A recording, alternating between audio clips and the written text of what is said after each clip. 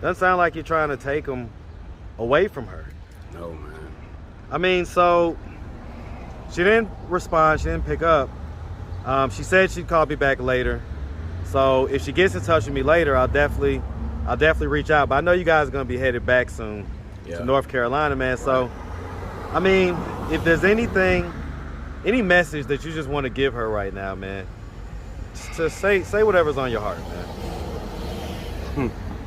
Hey, I'm just trying to be a dad. Like, don't do this to me. Don't, like, why take my opportunity to be a father to my son away to where I had to fight, go to every step legally that I can, and now for you to go and just portray me out to be, it hurts. Like, it really do. It really do. He don't deserve it. He don't deserve to be homeless right now. He got a room in my house right now, ready. He's not homeless, so let me get my son. What's up, YouTube? Become a member of the channel. Click the join button. You're gonna get access to exclusive content, more updates, post-interview reactions, and the lost tapes that never made it to YouTube. Click the join button, become part of the family. Now back to the content. What's up, YouTube? Atlanta Street Interviews out here with another one. So we got a pretty special interview today, guys. So we had a young lady a week ago who, was saying that she was fleeing from her, the father of her 9-year-old. I see you got the kids out here. I got a little fella over there. He's a little, so that I can keep an eye on him. And so, how long have you been homeless? Going on about 6 months now. Okay. So what was it that happened 6 months ago that caused you to become homeless? Well, we've been kind of forced out of our home, like a domestic violence situation. My son's oldest father has been harassing me and my family, and we're just afraid to go home. We just been out trying to get legal help and trying to just stay safe. She had 3 kids out there, and this is the dad. This is the father. So, yes. He reached out to me on the video comments, and we connected. And he came down to Atlanta, man. He wants to kind of explain his side of things, man. So how you doing today, man? I'm good, man. How you? I'm doing good. Right. Man. So, how old are you, man? I'm 34. You're 34, so you're younger than her. Yes, I am. Yeah. Okay. It's by 6 years. Right. All right. And so, when did y'all first meet? I first met her in like 2006. I was like 18. She was like 24, 25. It was like after Katrina and stuff like that, and my godparents actually stayed in North Carolina. So where you from? I'm sorry to interrupt, but where you from, man? Yeah, I'm from Kentwood, Louisiana. Okay, so you're from Louisiana. Hey, man, shout out Kentwood, Louisiana, man. Shout out the whole Louisiana. They know I love New Orleans. And all right, so anyway, man, so you guys met at you were 18, she was 24, 25. Yes, sir. And so that was in North Carolina. Yeah, but it's like we talked over the phone, so we didn't like stay together. We just was like in contact for a while. But was you still in Louisiana, or was you in North Carolina? Yeah, from 2006, from us meeting, but we actually like got together in 2010, and we lived together in Charlotte, North Carolina. Okay, all right. And so you had the child in, I guess, 2012, 2013, somewhere around that? 2012. Okay. And so what was the circumstances of you guys' relationship then? Actually, while she was pregnant, we actually separated. And she went to Atlanta while she was pregnant, like she stated. And so you said that your oldest son's father? Yeah. Okay, so it's been a long domestic violence situation. I currently moved here 9 years ago with my 9-year-old. I was pregnant with him. I moved here homeless and pregnant. I moved out of our home into a domestic violence shelter to where I had to move to Georgia. And that was our relationship then. And that was due to a domestic violence situation, right? Correct. Okay, all right. Okay. And so she came down to Atlanta. She said at some point you guys tried to link back up and, try to, make it work as a family type deal when the child was about 4 years old or so. I tried to forgive him and take him back so he could be in his son's life once I had the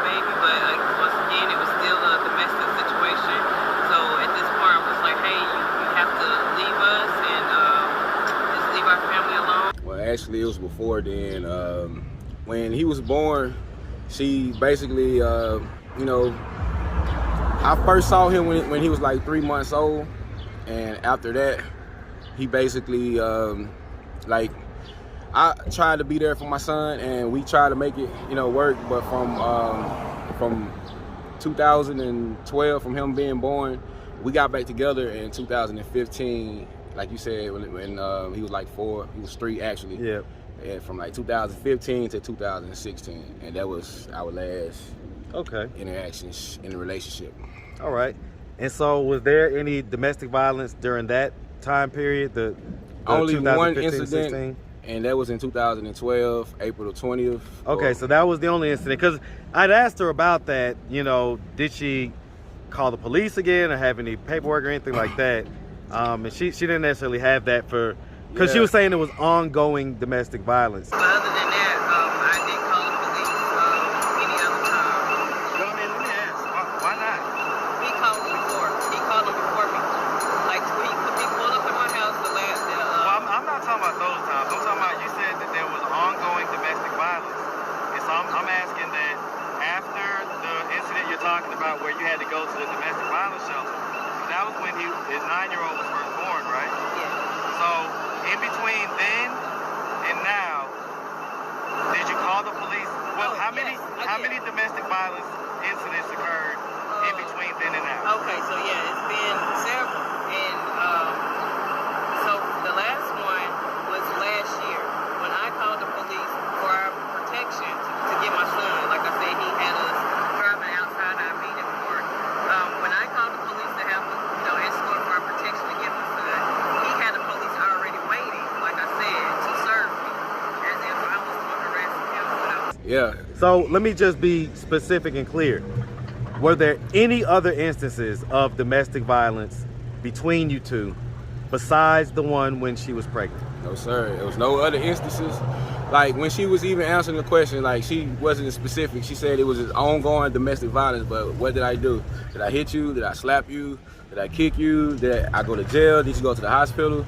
You know, cause like, I'm a big guy, and she's I'm about small. to say, how tall are you, man? I'm 6'3". Okay, yeah. If I physically abuse you, like you said, then why haven't I went to jail for it? Why haven't, why you don't have medical records? We get it. So, I mean, so the long and short is that, you're saying that it was just that one time, basically. Okay, all right.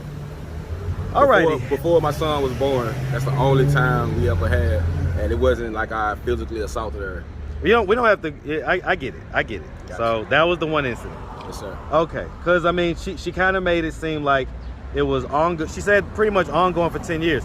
Now, you actually produced paperwork. Yes, sir. You produced several pieces of paperwork. One of them was showing that the guy that she's actually with now is the domestic abuser. Yes. That she's actually, had a case against him. That he actually abused her while your son was in the house. Yes, sir. And so he had got this was actually while she was pregnant. Yes. With her first child. I mean, her first child with him. Yeah. Okay. Second child. Yeah. Right. And so, okay. So, I mean, is it possible that when she was saying that, it was kind of mixing, your incident with his incidents? Hey, man, I seen the interview, and man, it was like, some people was like, just getting into the thing that, hey, she's showing her babies and stuff like that out in the street, but it's like, listen to her story. Some stuff just don't make sense, and it's like, hey, just based on just everything, I'm just here to clear up, everything that went down.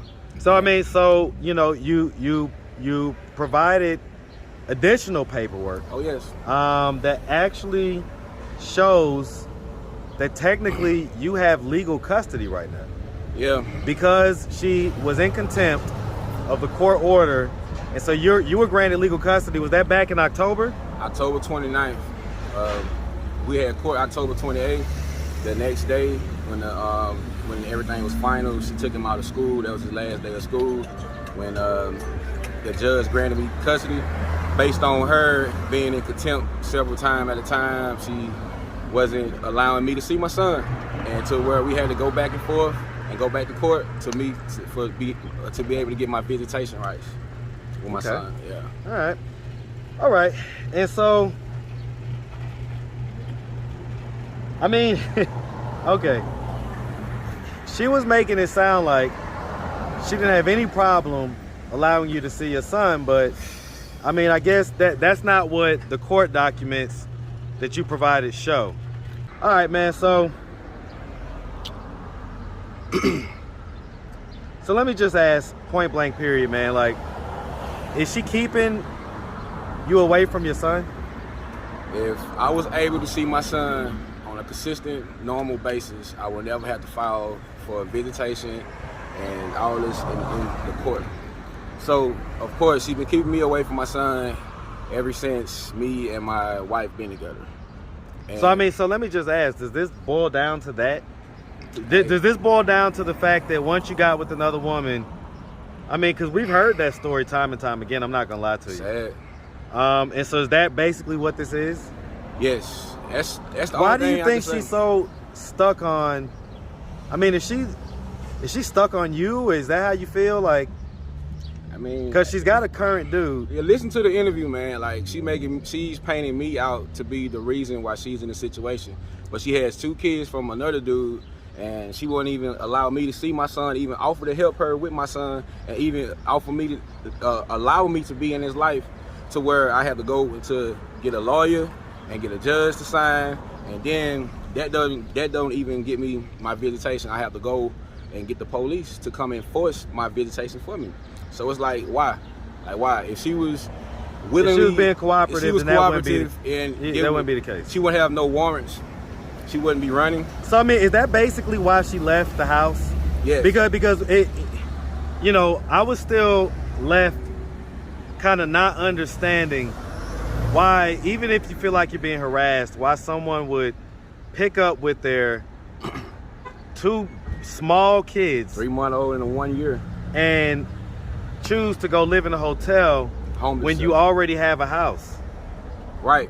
It just didn't make sense to me, and I'm pretty sure that makes sense to a lot of other people as well.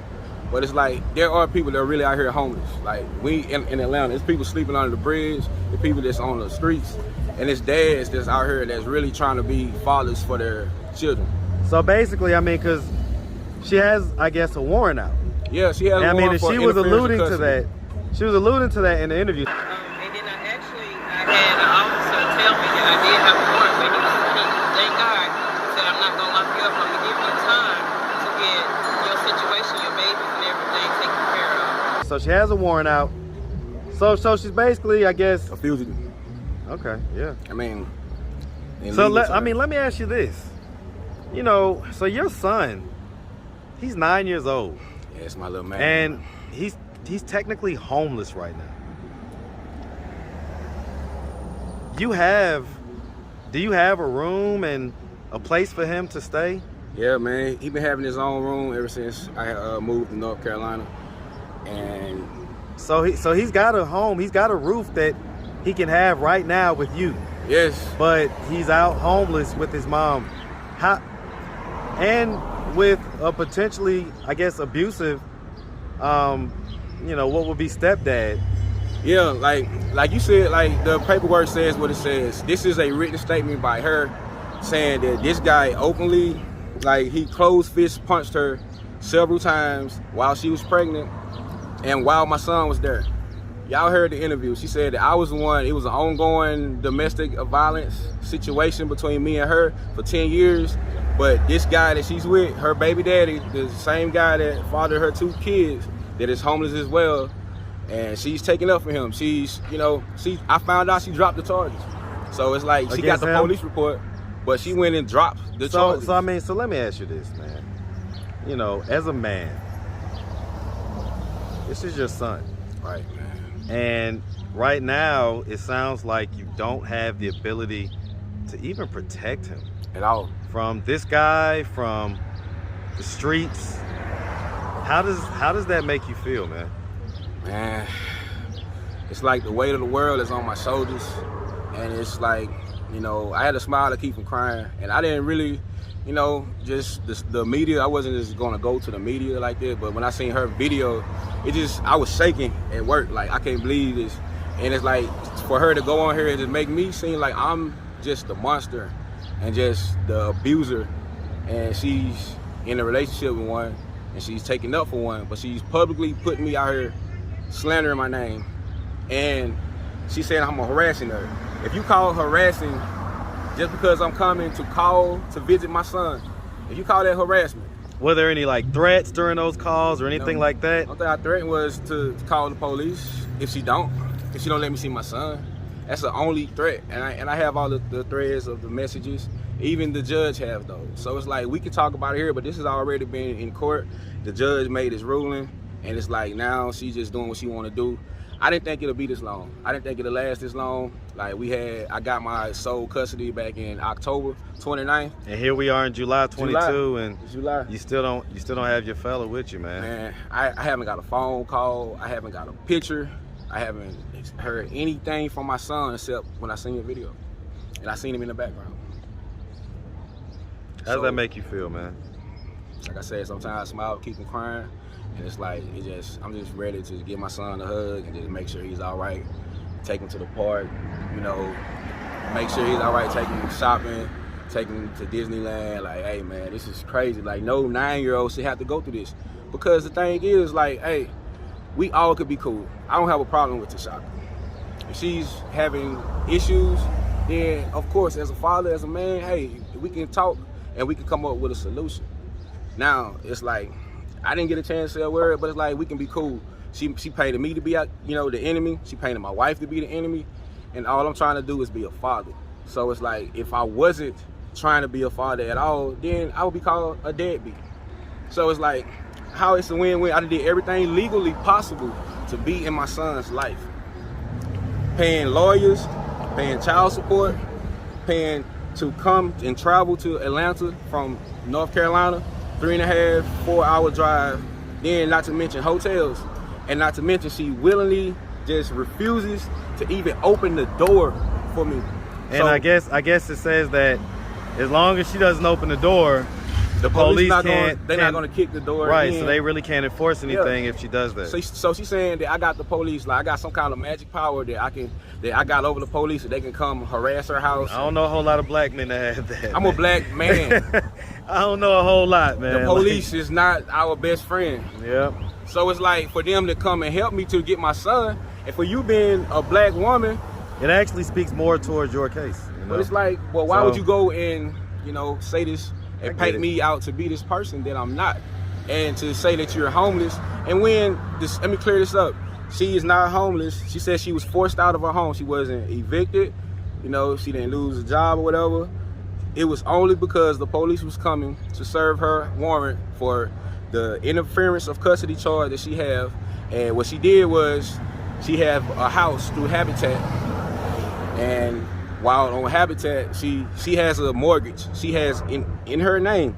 She wasn't evicted. So does that sound like homeless if you have a home?